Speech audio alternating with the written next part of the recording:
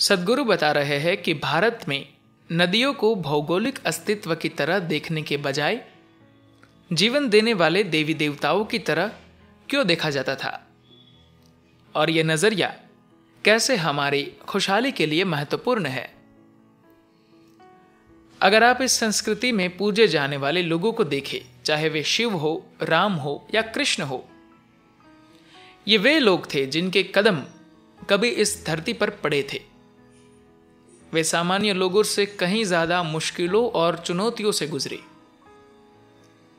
हम उनकी पूजा इसलिए करते हैं क्योंकि उनके सामने जिस भी तरह की परिस्थितियां आई और जीवन ने उनके आगे जिस भी तरह की चुनौतियां पेश की, उनका भीतरी स्वभाव कभी नहीं बदला। हम उनकी पूजा करते हैं क्योंकि वे इन सभी चीजों से अछूते रहे। कई महीनों में एक नदी इसी को दर्शाती है।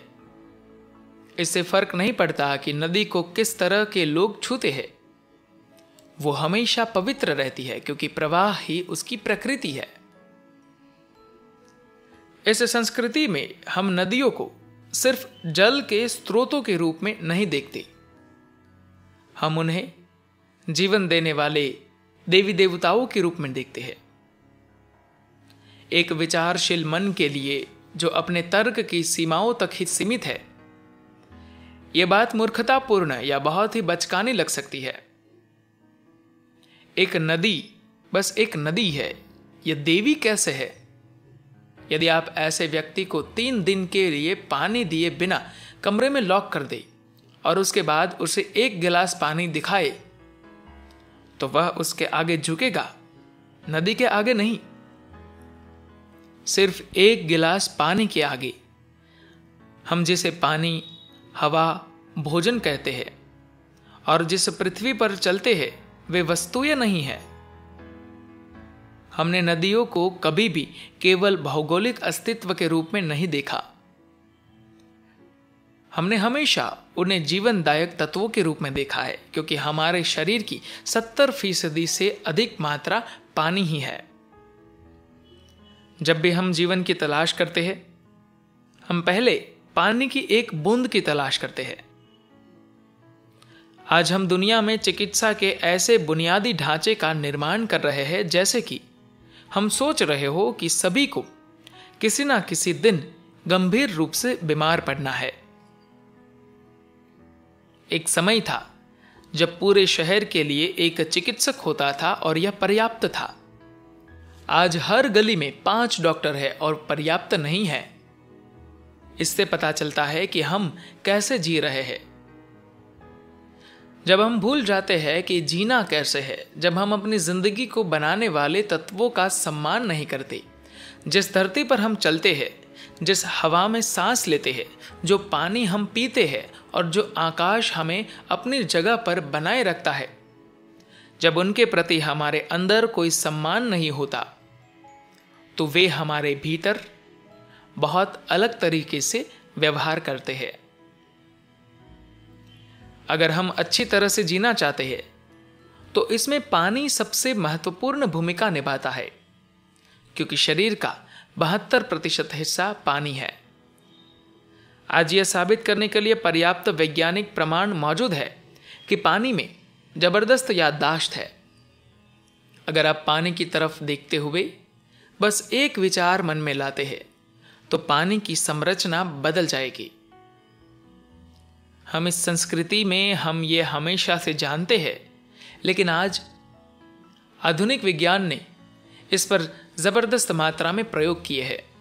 वैज्ञानिक कह रहे हैं कि पानी एक तरल कंप्यूटर है। आप जिस तरह से पानी के साथ बर्ताव करते हैं, उसकी स्मृति उसमें एक लंबे समय तक बनी रहती है।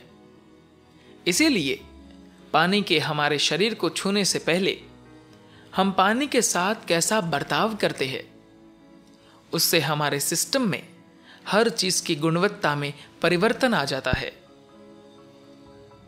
अगर हम अपने शरीर में मौजूद जल को शुद्ध बनाए रखते हैं, तो हम स्वास्थ्य और खुशहाली का आसानी से ध्यान रख सकते हैं।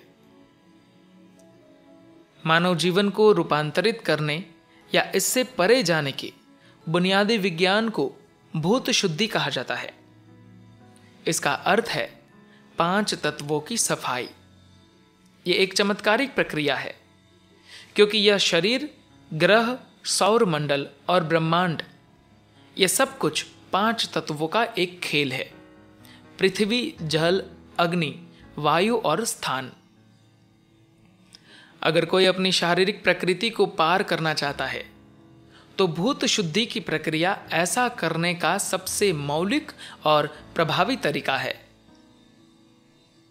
योग विज्ञान अपने तत्वों के साथ काम करने के विज्ञान यानी भूत शुद्धि प्रक्रिया से विकसित हुआ है। यदि आप अपने तत्वों पर महारत प्राप्त कर लेते हैं तो सब कुछ आपके नियंत्रण में आ जाता है। जिसे 5 तत्वों पर महारत प्राप्त है वह ब्रह्मांड का स्वामी माना जाता है। आज के तथाकथित आधुनिक युग में हमारे जीवन को बनाने वाले पदार्थों के लिए बिल्कुल सम्मान नहीं है। यदि आप स्वस्थ होना चाहते हैं, अच्छा और सफल जीवन जीना चाहते हैं, तो यह महत्वपूर्ण है कि आपके भीतर के तत्व आपका सहयोग करें। अगर वे सहयोग नहीं करते हैं तो कुछ भी काम नहीं करेगा। 5 तत्वों को आदर देने की संस्कृति को वापस लाने का अब समय आ गया है। धन्यवाद।